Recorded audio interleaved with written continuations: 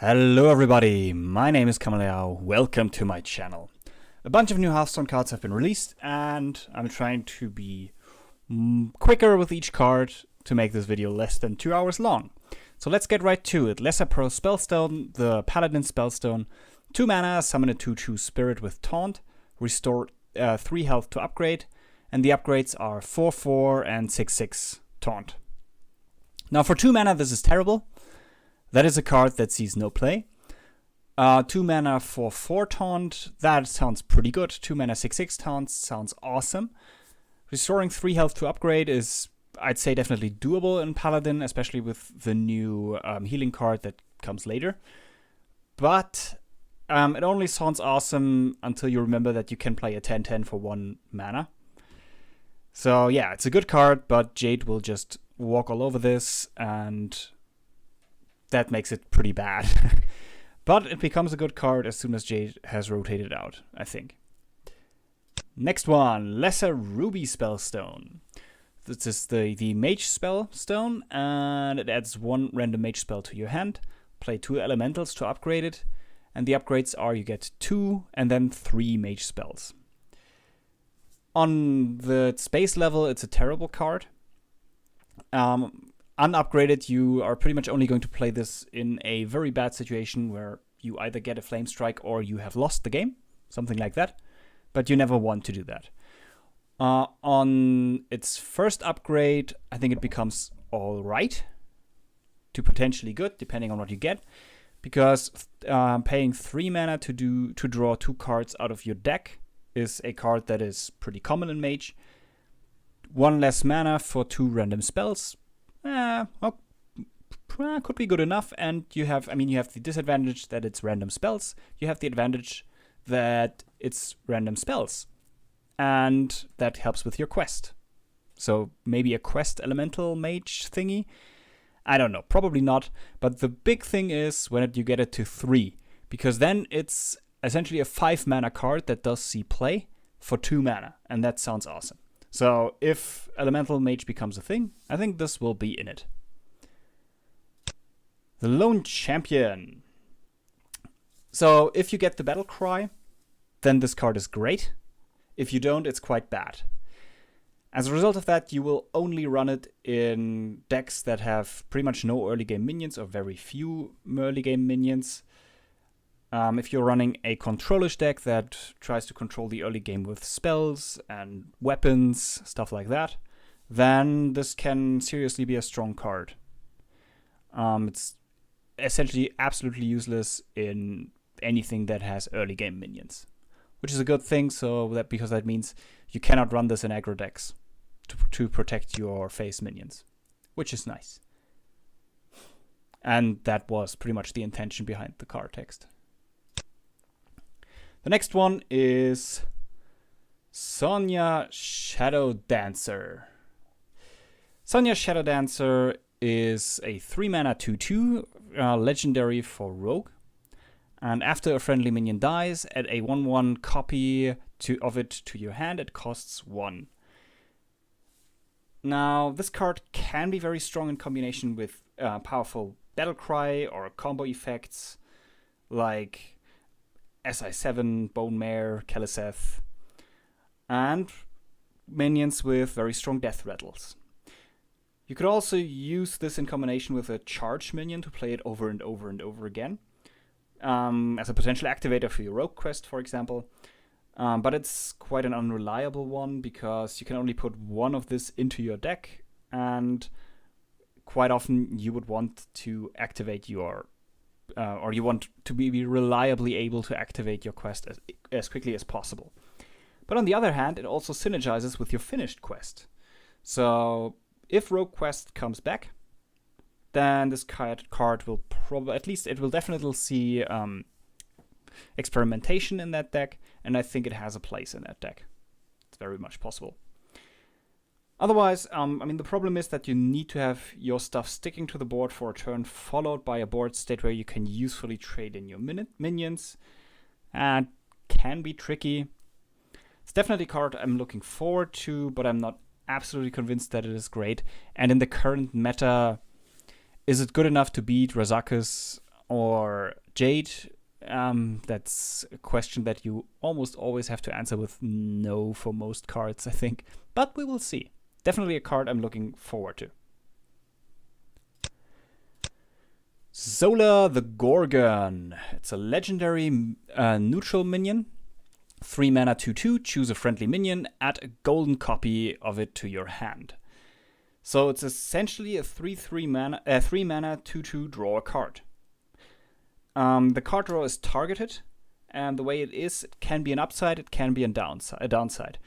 Turn 2 Kaliseth into turn 3 Zola, draw a second Kaliseth, turn 4 Kaliseth, is far better than simply draw a card from your deck. On the other hand, if you have nothing or nothing you need on the board, it's worse than drawing from your deck. It's also noteworthy that Zola is cheap enough to play it with something on the same turn later in the game. So it's, in those cases, guaranteeing you the draw on something that is probably useful. And it might also open up some nasty combo possibilities. All in all, another card that I'm really looking forward to. Could be interesting.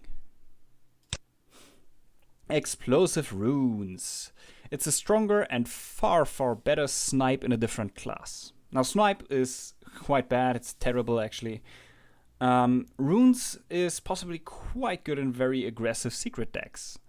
And there is a very aggressive secret deck around. It doesn't see that much play, at least on the service that I play on.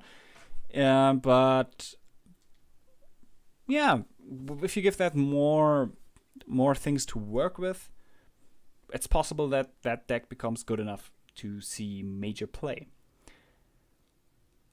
2 additional notes about this is that all the damage gets soaked up by Divine Shield, so Divine Shield minion essentially counters this. And it is another possibility to kill somebody around an ice block, which is nice. Everything that goes around ice block, I think, is great, because ice block is so annoying. Psychic Scream. So this card seems extremely strong to me, and it will definitely see play. Putting the minions into your opponent's deck instead of destroying them can be both an upside and a downside. The upside is that you don't trigger any deathrattle effects, which are a good way to counter expensive board clears, and that doesn't work here, so that's good. Also, there might be minions on the board your opponent really doesn't want to draw again.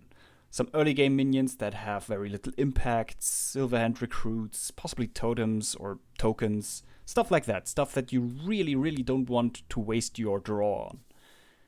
The downside is that you fill up your opponent's deck, which can be problematic in a fatigue battle, but fatigue is somewhat rare anyway. So at the moment, at least, that's a very small downside, I'd say. Another possible disadvantage is when your opponent has a key minion on the board that is a possible win condition, and you're giving him at least the chance to draw that again, and he might draw it the very next turn. But even then, he has to draw the minion in again, and he has to play it again. So at the worst, this is still a great tempo swing in your favor. One thing you have to be careful with though, is that you're also shuffling your own minions into his deck. This can again be a positive if you give him minions he really doesn't want, but be careful not to give him something that might open up some crazy cross-class combo.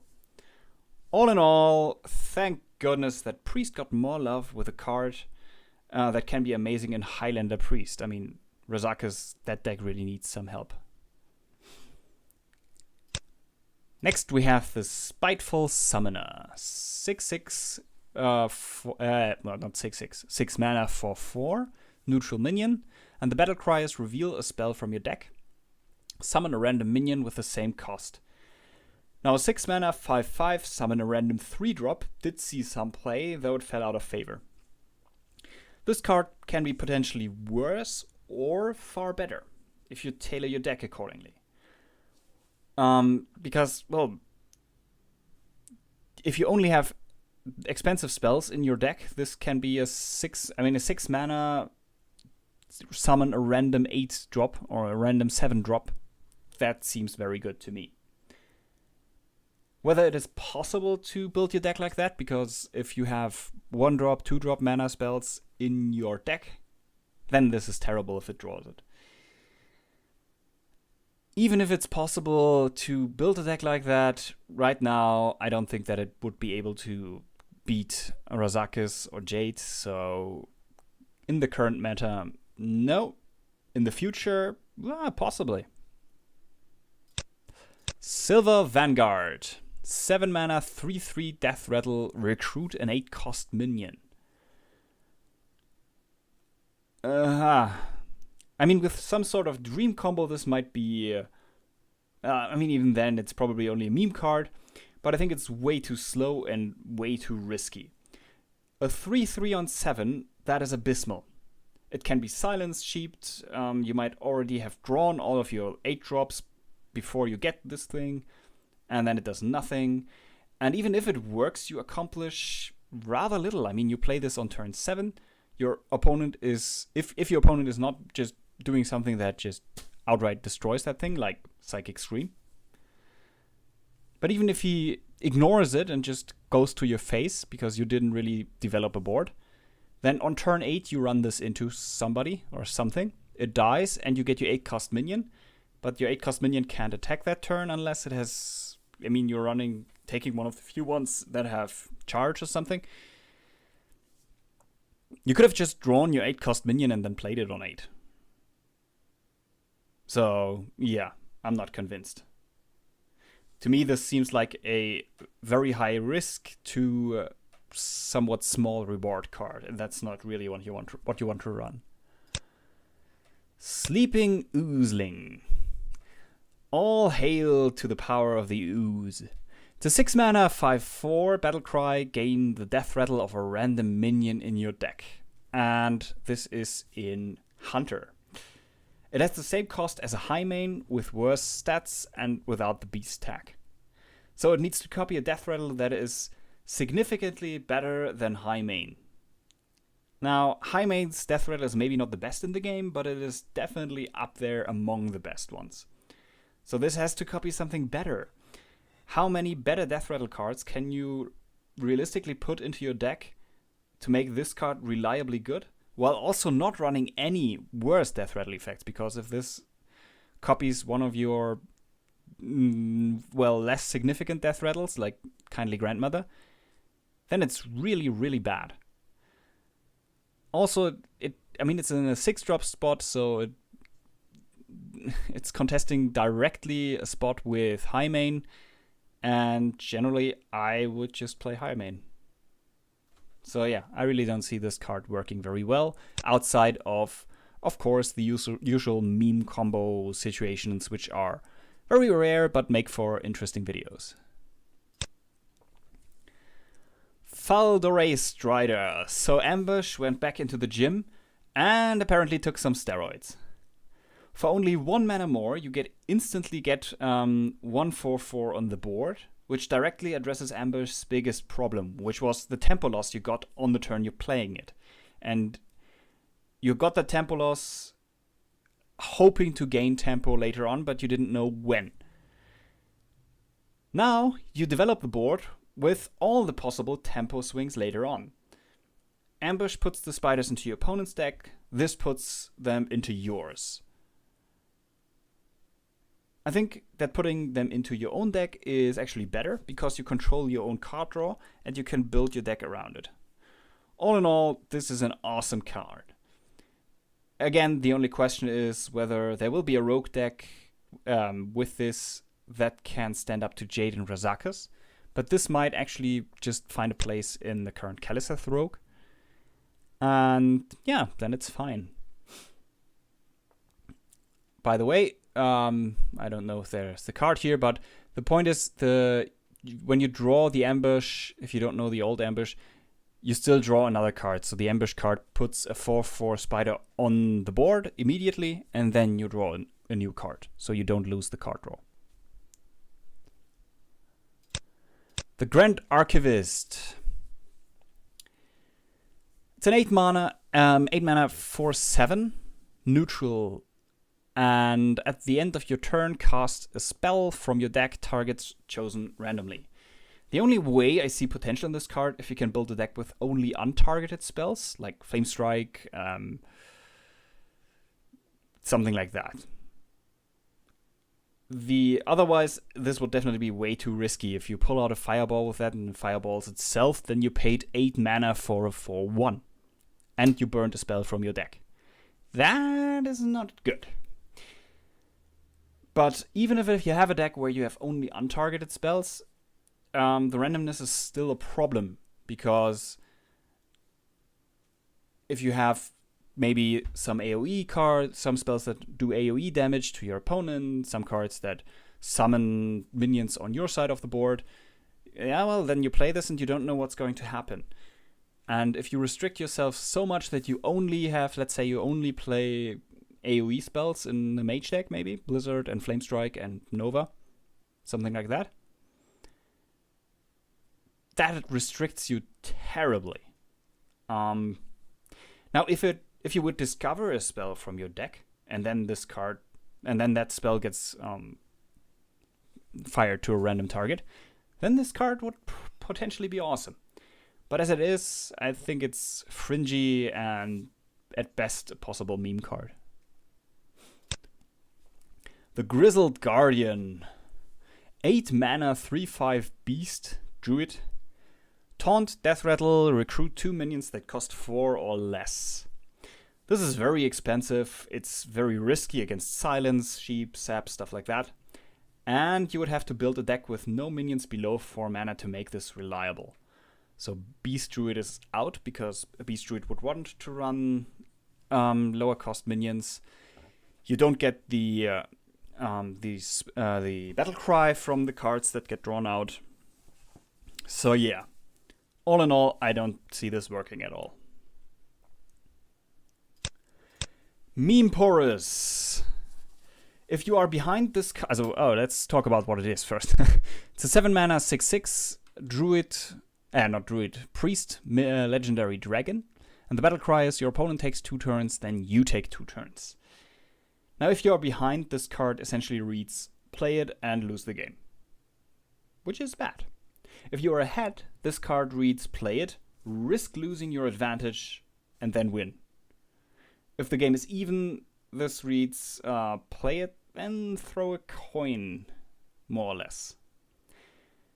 Sure, the potential for a 2-turn combo is there, but the risk is not worth it at all, I think. But you can look forward to some fun videos, so that's nice. Grumble the World Shaker. A 6 mana 7/7. It's a legendary elemental for Shaman. And the battle cry is return your other minions to your hand. They cost 1. Now, if Elemental Shaman becomes a thing, this will be in it. It has great stats, 7/7 for 6.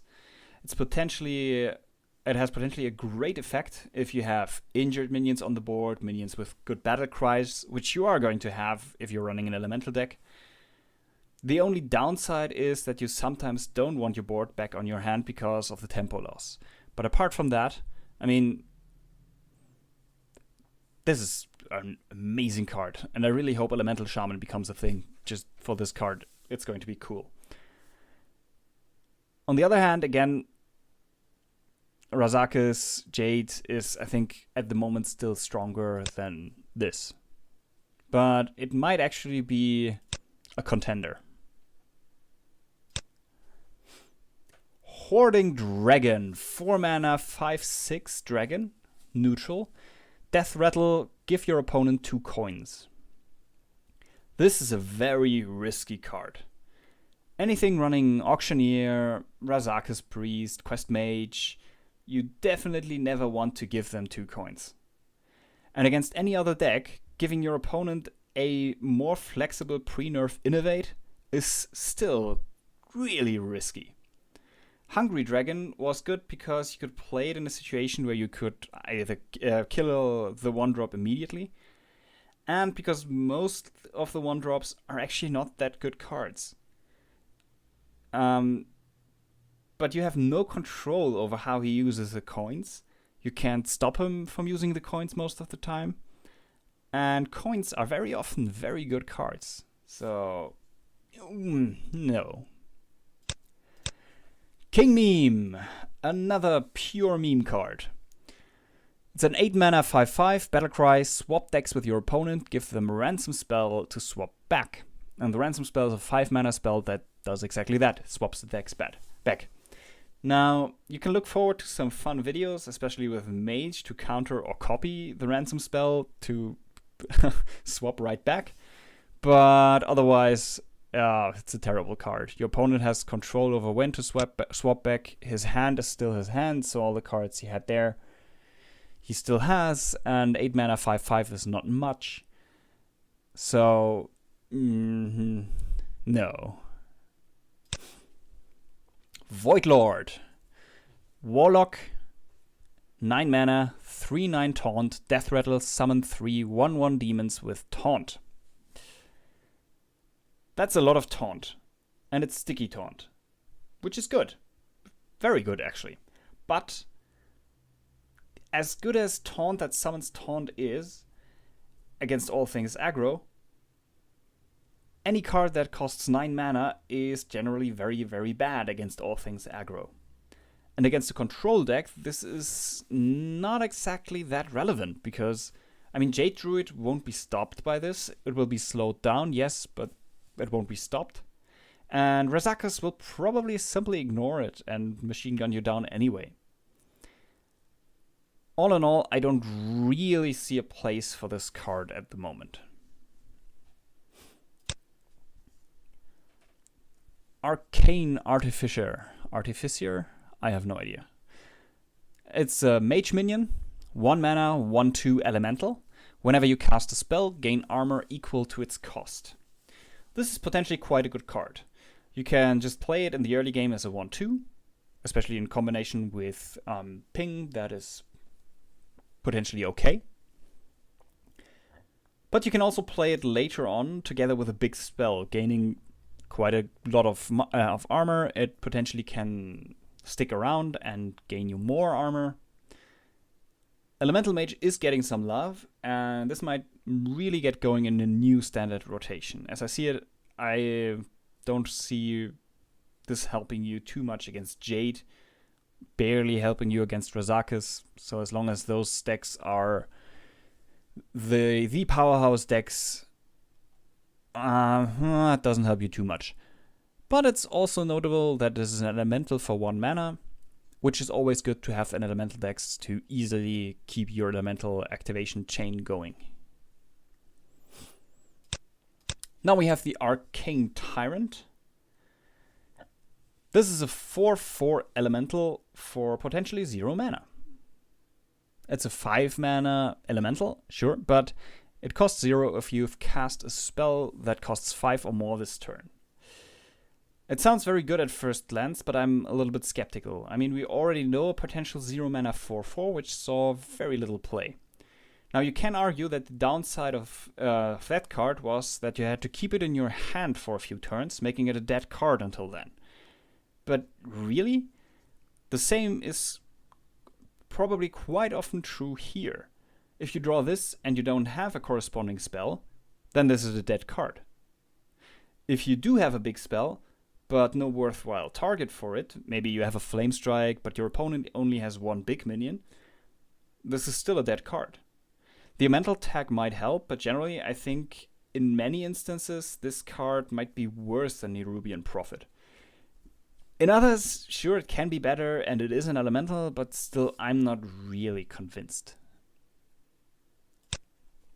And then we have the Benevolent Djinn. It's the card I mentioned with the first card. It's a Paladin minion, 3 mana, 2/4 elemental. At the end of your turn, restore 3 health to your hero. This is the card that might make the Paladin secret usable. It's a great card against aggro decks. It's a bad card against everything control. It is pretty much terrible against all common decks at the moment. Keleseth decks go for board control early on and only kill you after having established firm control, making this bad early because there's nothing to heal, and bad late because then it just doesn't do enough and you need AoE. The same thing with Jade and Razakus. But we will see what happens in a future rotation. And that wraps this up. Generally, a lot of interesting cards and a lot of cards that run into the same problem that Jade is just insane and Razakus is just insane. And as interesting as many of these cards are, until the old cards that make the current powerhouse decks possible rotate out, I don't really see too much potential for these. But as soon as they are out, I think that's going to be very interesting. Until then, I'm Kamaleao. Have a good time.